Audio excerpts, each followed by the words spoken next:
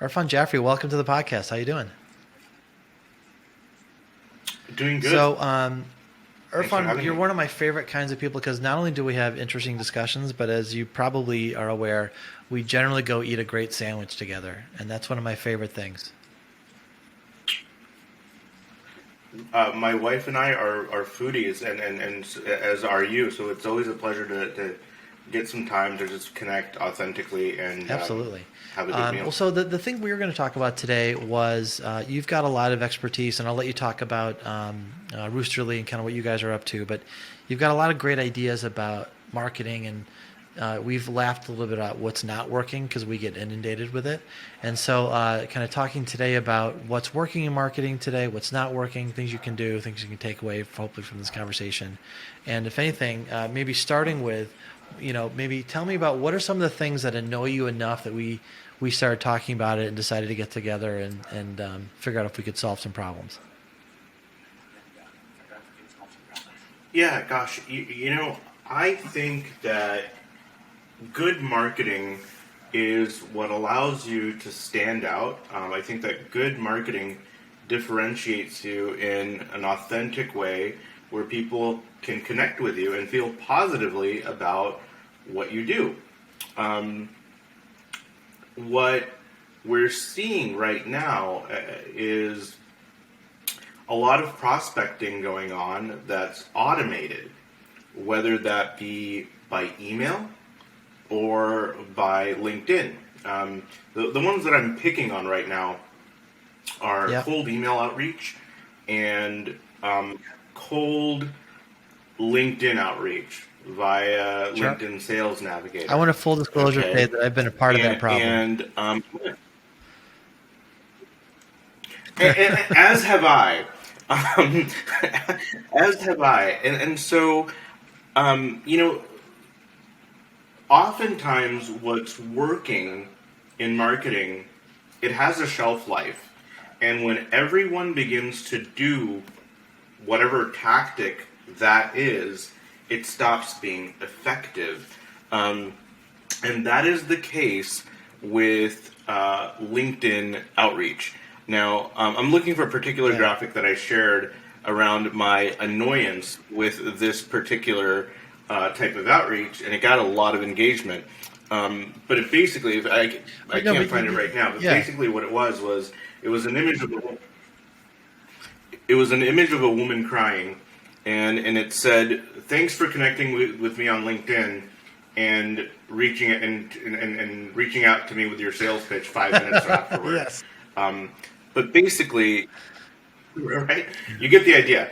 Um, what I'm getting a lot of, I'm getting probably anywhere from 7 to 10 invite requests per day, which on the face of them Hmm. they seem fine. It's somebody in the United States who does something. They seem like a reputable professional, and it usually starts with them saying something along the lines of, "Irfan, your background is Yes. so impressive. We know a few of the same people. Would love to connect." Okay. Well, the first time I got that one, Yeah. I was Fun. flattered. Wow, they thought my Yeah. background was impressive.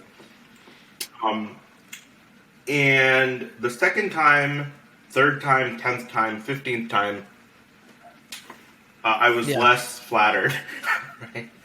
Um, and so what's happening is once I connect with these folks, right after I accept their request, naively accept their request to connect, I get this long, Oh, the um, pitch. insincere Yeah. Yeah. pitch, right? And I think that that is my major issue is if you're going to connect with me, at least make me try and Yeah. feel special, Yeah. like you really wanted to. Like Right. put some You, effort you in know, that. you said something. Otherwise, I'm I was going gonna to say you be. said something really interesting that in a way, like the thing is, it's all Sorry, go about ahead. when people find something that in theory works, and then everyone jumps on, they ruin it for everybody.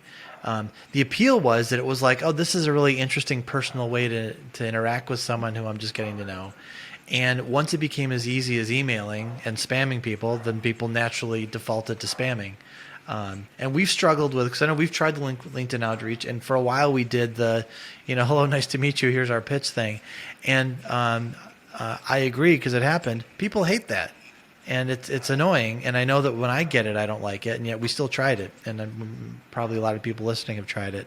And so for you, as you look at better strategies, LinkedIn's a great tool. It's a really great way to find people. Do you have here's a better way to do that kind of outreach approach?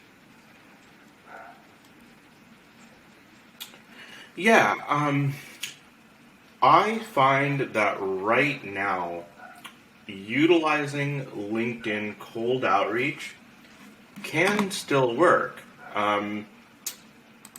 Even if you're reaching out to people that have been sort of burned by cold outreach, if you use the right language, if you use the right copy, if you use the right messaging, it's not so much about. I think initially people were enamored by the fact that, wow, I can reach 75 people a day and get them to connect with me, all a very sort of specific audience. I can tailor it through Sales Navigator. But then when they had the power to do that, they would send this crappy message out to everybody that would just turn everybody off. Exactly, yeah. So here's an example. Did you see my screen? Let's see, not Because yet. I'm sharing it now. Okay. Well, let's see if that changes. But essentially, what we have software that allows our clients to reach out to a multitude of people on LinkedIn, 50 to 75 invites we can send to folks on their behalf. The way that we're more effective, though, is the first off, really granularly developing the audience. So who do you want to reach out to? Why do you want to reach out to them? That's part one. Part two is what's the value proposition? And this is not a pitch for Roosterly. I'm saying anyone who does something similar should at least spend enough time understanding these components, because that's what results in the conversion that you're wanting, yeah. right? So understanding the audience and understanding the value proposition, right? And then crafting a message that's thoughtful, that's compelling, and sincere. And I find that incorporating humor into that tends to work better. Humor is great, and humor is difficult. So how do you thread the needle? How have you been successful doing that? Yeah, there's no substitute for time. So different clients have different temperaments. They could be in a more buttoned up industry or a less buttoned up industry. So spending time with them, like you and I are talking right now, spending 45 minutes, an hour with them, understanding some of their sensibilities, understanding their tone, their humor, their voice, and what they feel comfortable with, and then creating 2 or 3 versions of outreach copy, sharing it with them, and if they feel comfortable with it, testing that outreach copy over a week. And if you're sending copy out over a week, you can get some pretty good data in terms of what's working consistently and what's not working consistently. I got to say, I absolutely love that there's no substitute for timeline. I think that's really great. And part of, I think, where people fall short and what we see and react to negatively is things that are just throwaway and thoughtless, and they were done sort of, just sort of as a throwaway copy. I know I get a lot. I don't know why I do this, but I collect email subject lines that I hate. And, like anyone that's sending me an email that's like quick question or business proposal for, or just checking in, it's just, you're not, I can tell just from the subject line that you're not trying to authentically engage me. And authenticity is a thing you said earlier too. And that's the thing. It's like, if you're not good marketing and good copy and understanding, who you're talking to, all that stuff hasn't changed. We've just made it easy to break all the rules and spam everybody. Yes, and then that way you get Yeah. lumped in. I mean, even if you're somebody who's trying to be good, if you don't understand some of the principles behind what makes Yeah. for compelling copy or what elicits a positive Sure. emotional response that gets somebody to convert, you're just going to be spinning your wheels and be sending invites out to 75 people a day that just you will literally have the opposite Right. effect Right. of what of what you're wanting. Not only will people not respond, but they'll actually feel Right. negatively Right. towards Yeah. you. Like they will actively not Yeah. want to work with you, It's right? funny because we were talking about, people pick up on something that works. One of the things that I've been doing lately that I really like, and I'm worried will get spamified, is video content seems to be the thing, and has been for a little while, but really picking up steam. I think I even saw that the Edelman marketing survey said that now more than 50% of people expect video content from the brands they're interacting with. And for me, I found that even like we're doing this now today with this podcast, it goes out on video too, and lots of people watch it on YouTube instead of other mediums. I'm curious for you, how much is video played into stuff that works on stuff you're doing? Yeah.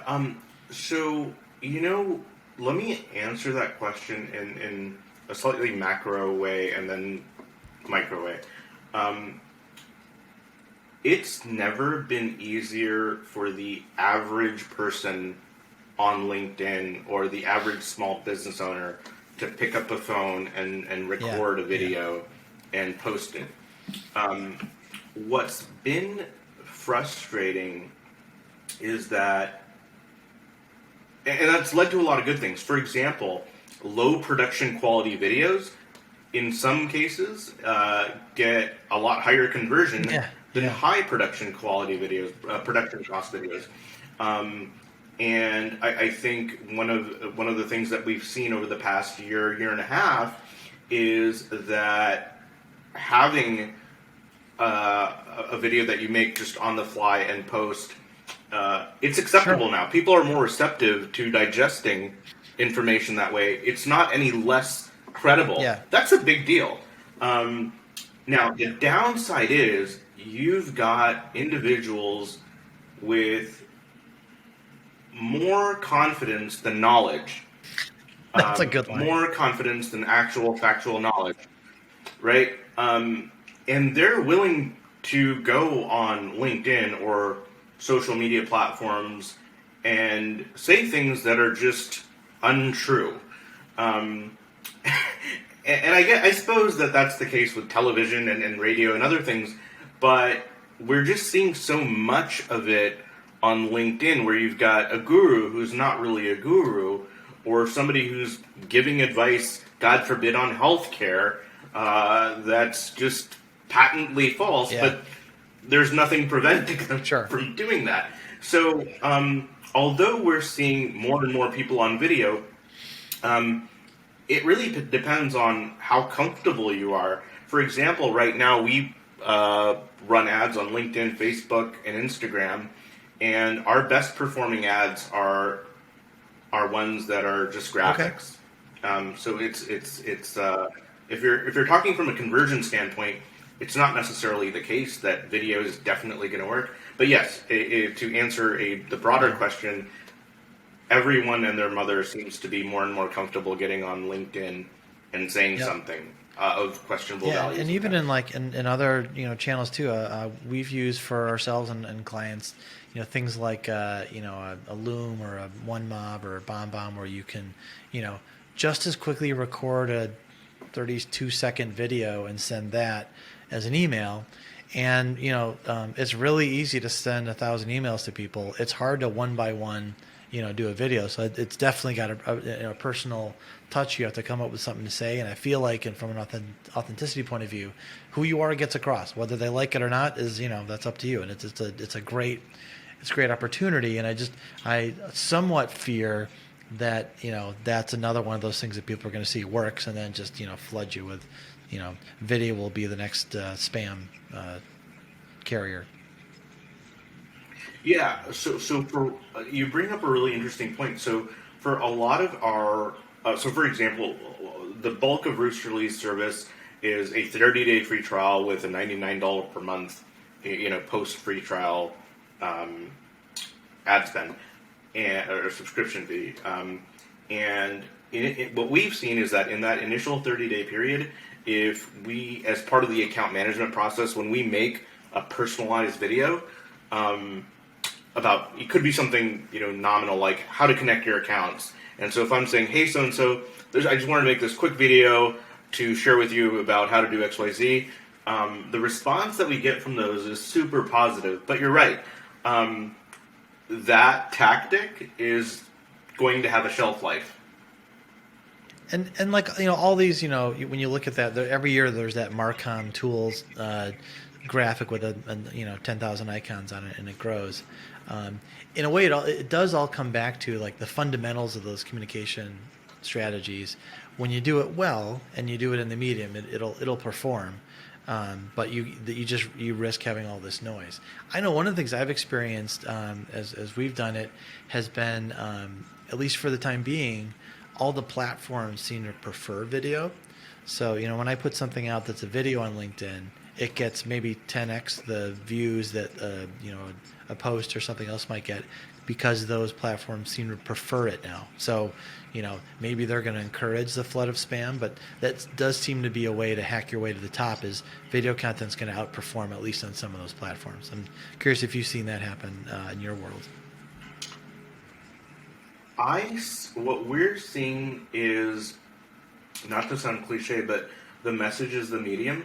So we've seen the best performance out of campaigns that we run that are multi-platform or multimedia, right? So, for example, one that's performing really well right now in terms of ads is where you've got a static image with a voice over it, and you've got that little equalizer type of graphics that shows sound coming out of it. I don't know what the technical term for it is, but that works well with a mix of short videos. I would say when videos are over about 4 minutes long, we tend to see people dropping off. Another thing that we see in terms of conversion rates for videos are, and I don't know why this phenomenon exists, but when you've got a video of someone who appears to be on the go, like they just left a meeting and they're just outside holding their camera and talking right into it, those tend to perform well versus a static office background. Another one that tends to perform well is when the individual is in their car. They could be parked. And I think this is not driving. If you're someone who is this is not driving. Please don't do this for me. Another one that performs well, I think what folks like to see is variance. We've got a client, for example, who is always posting. He posts videos every day to his Facebook and Instagram, etc. And they're always of him in his office. And over time, they get less and less engagement because it's literally feels like it's the same thing going on. And so adding that sort of background variance can help. That's really great, because I think the idea that I've been thinking about lately is this idea. I'm always pursuing the idea of the pattern interrupt. So do something different. Do the thing that other people aren't doing and it sticks out. And then the problem is when a pattern interrupt works, which is what we just talked about, the pattern interrupt becomes the pattern. And so, like, honestly, like as you say this, I'm guilty of. I always film my stuff from here. So there's probably a version of how this thing is seen, whereas it's me on a black background. And so the idea of varying it up and interrupting that to do an outside one, do a car, do one at the the cafe or whatever, just because it's different, it naturally is a pattern interrupt sort of effect. Yep. That's really interesting. Well, so because we started this with the idea that there'd be some things we talk about that's not working and other things that are working. I know you had some kind of stats loaded up that seemed pretty interesting, and whether or not our technology allows us to share them or not. Are any of those sort of interesting to dive into as we talk about this working or not working idea? Yeah. If our screen sharing is working, you should be seeing it on your screen. Do You know see what? it right now? Even if we don't, how about this? Send them to me, and I'll edit them later for the final version. You can just talk to them. Okay, that's fine. So let me Yeah, go talk for it. through them with you real quick. So we do LinkedIn prospecting on behalf of a fair number of folks in a variety of different industries. So we've learned a thing or two about what works, at least right now. Because it'll change, right? like we just said. Yeah. And this, like we talked about earlier, yeah.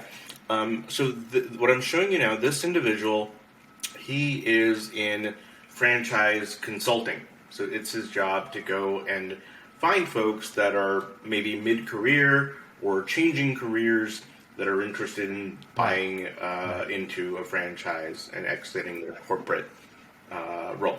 So what we had him do was sign up for LinkedIn Sales Navigator. Now in Sales Navigator, as you know, you can very narrowly target a group of Sure. individuals, right?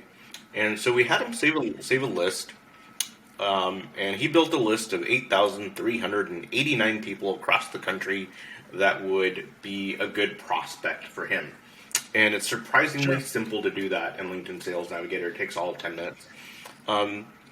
What I'm proud of is that within a span from February 18th through March 4th, so just over 2 weeks, we were able to get him connected to 461 people. And these are sophisticated people. These are the people that are apathetic to getting invites, right? But I think our copy, our outreach, combined with his profile, made our results in terms of getting connections quite positive.